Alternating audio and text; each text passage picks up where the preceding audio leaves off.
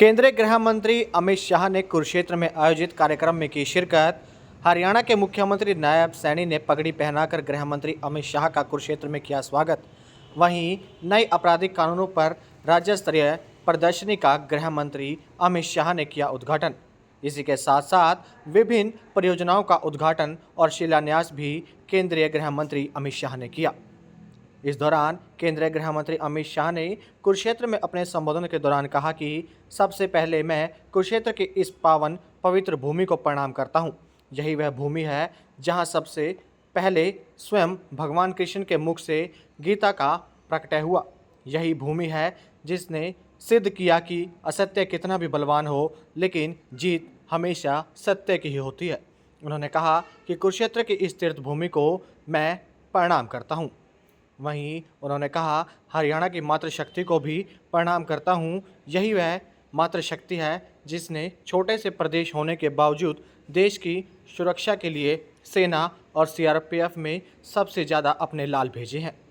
उन्होंने कहा, आज यहां पर मुख्यमंत्री नायब सैनी सरकार ने 825 करोड़ के विकास कार्यों का लोकार्पण और शिलान्यास किया है। इस दौरान केंद्रीय गृह मंत्री अमित शाह ने बड़ा बयान देते हुए कहा कि देश छोड़कर भागने वाले अपराधियों के लिए नए कानून में इसको भले चाहे विदेश में हो, उनकी अनुपस्थिति में इसकी ट्रायल चलेगी और सज़ा भी मिलेगी। उन्होंने कहा, मुझे पूरा विश्वास है कि हरियाणा भी इसमें पूरी तरह से सफल होगा। पहले तारीख पर तारीख के जो जुमले बने थे अब वह नहीं बनेंगे। 3 साल में न्याय मिलना हम सुनिश्चित करेंगे। विधि की शिक्षा प्राप्त कर रहे हुए सारे विद्यार्थियों, बार एसोसिएशन के सारे सदस्यों, आप सभी को मेरा नमस्कार, प्रणाम। भाइयों बहनों, प्रणाम करना चाहता हूं क्योंकि यही भूमि है जहां सबसे पहले स्वयं श्री कृष्ण के मुख से गीता जी का प्रागट्य हुआ। यही भूमि है जिसने सिद्ध किया कि पक्ष कितना भी बलवान न हो, विजय हमेशा सत्य की होती है, धर्म की। बहुत मनपूर्वक प्रणाम करना चाहता हूं। मैं यहां आया हूं तब हरियाणा की मातृशक्ति को भी प्रणाम करना चाहता हूं, क्योंकि यही हरियाणा की मातृशक्ति है जिसमें छोटे से प्रदेश होने के बावजूद देश की सुरक्षा और आंतरिक सुरक्षा के लिए सेना और सीएपीएफ में सबसे ज्यादा अपने लाल भेजने का काम किसी ने किया है तो हरियाणा की माताओं ने। मित्रों, आज सरस्वती के तट पर वेद उपनिषदों की रचना हुई। वो ही लंबे तट की एक भूमि हमारी हरियाणा की भूमि है। मैं फिर से एक बार हरियाणा की भूमि को प्रणाम करना चाहता हूं। आज यहां पर नायब सिंह सैनी सरकार ने 825 करोड़ के अलग अलग विकास के कामों का 4 कामों का लोकार्पण और 8 कामों का शिलान्यास करने का काम किया। लगभग 900 करोड़ के विकास के काम आज शुरू हुए। आप सभी ने टीवी पर ये सब के कामों के बारे में देखा है, इसलिए मैं इस पर बहुत डिटेल बात करना नहीं चाहता। भारतीय जनता पार्टी को मैंडेट दिया है और हरियाणा में भारतीय जनता पार्टी की सरकारों ने, पहले मनोहर लाल खट्टर जी ने और अब नायब सिंह सैनी ने हरियाणा के विकास में कोई कसर नहीं। वरना हरियाणा तो ये प्रदेश है जिसमें कहते थे कि एक सरकार आती है तो एक जिले का विकास होता है और दूसरी सरकार आती है तो दूसरे जिले का विकास हो। बाकी का हरियाणा लाइन में ही खड़ा रह जाता है। पहली बार भारतीय जनता पार्टी ने इस संकुचित दृष्टियों से मुक्त होकर हर जिले की और हर जाति बिरादरी की सरकार देने का काम हमारी भारतीय जनता पार्टी ने। और हरियाणा में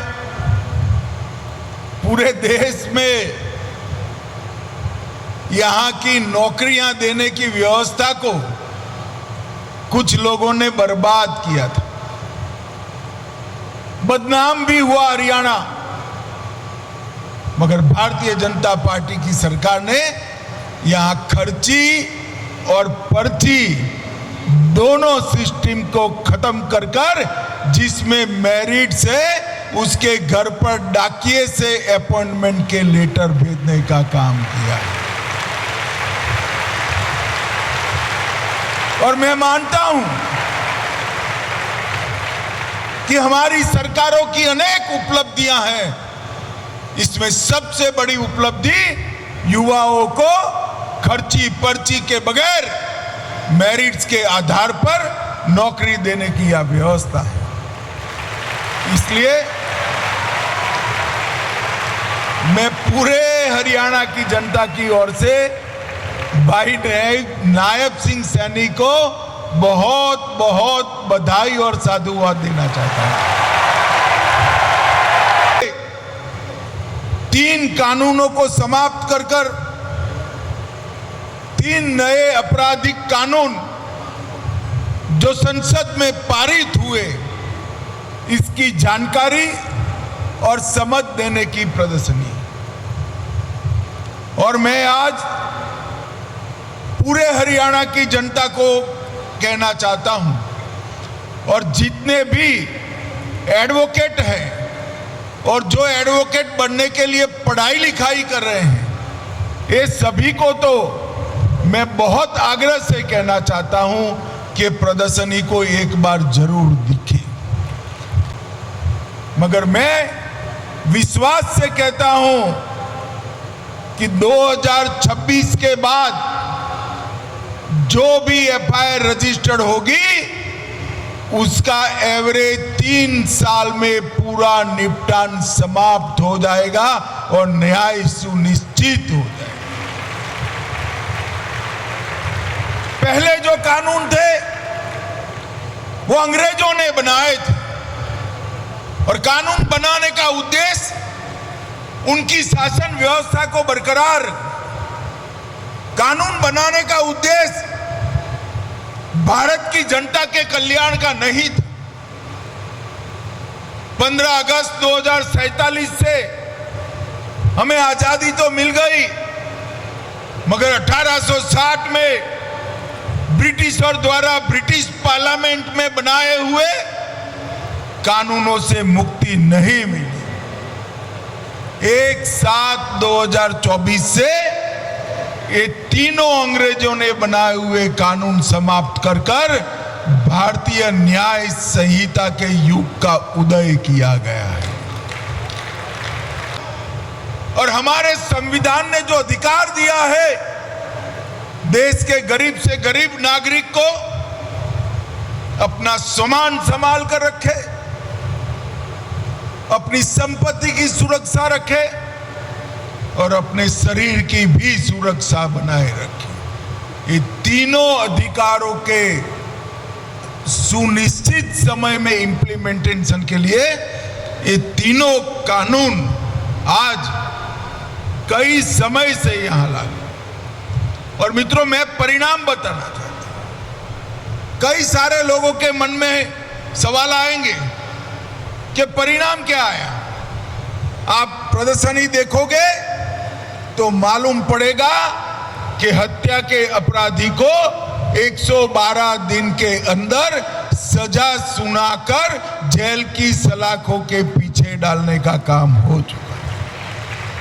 को 1/3 सजा समाप्त होने के बाद पुलिस स्वयं छोड़ने के लिए अपील लगाकर छोड़ देती है। और कई सारी चीजें ऐसी है जो मैं बाद में बताऊंगा, मगर मैंने अभी डीजीपी साहब को पूछा, पहले आपका सजा कराने का दर, दोषसिद्धि का दर क्या था? तो उन्होंने कहा अंदाजन 40%। मतलब 100 लोगों पर अपराध रजिस्टर होता था तो सिर्फ 40 को सजा होती थी, क्योंकि वैज्ञानिक साक्ष्य नहीं होते। और अभी एक कानून बनने के बाद जितने भी जजमेंट आए हैं, इसमें दोष सिद्धि का दर 80% से ज्यादा हुआ है, लगभग डबल हुआ है। अब लिंचिंग, संगठित अपराध, डिजिटल अपराध और समय सीमा का निर्धारण भी अलग अलग जगह पे पुलिस, प्रोसिक्यूशन और न्यायालय तीनों को लिया है। और सबसे बड़ी बात है, देश छोड़कर भागे हुए अपराधियों के लिए ट्रायल इन एब्सेंशिया का प्रोविजन किया है। ये जो देश छोड़कर भागे हैं ना, अब नए कानून में इनको भले विदेश में हो, उनकी अनुपस्थिति में इनकी ट्रायल चलेगी और सजा करने का प्रावधान हमने नया कानून के अंदर किया है। और मुझे पूरा विश्वास कि तारीख पर तारीख के जो जुमले बने थे वो अब कोई बना भी नहीं पाएगा, कोई बोल भी नहीं पाएगा। और 3 साल में न्याय मिलना हम सुनिश्चित कर देंगे।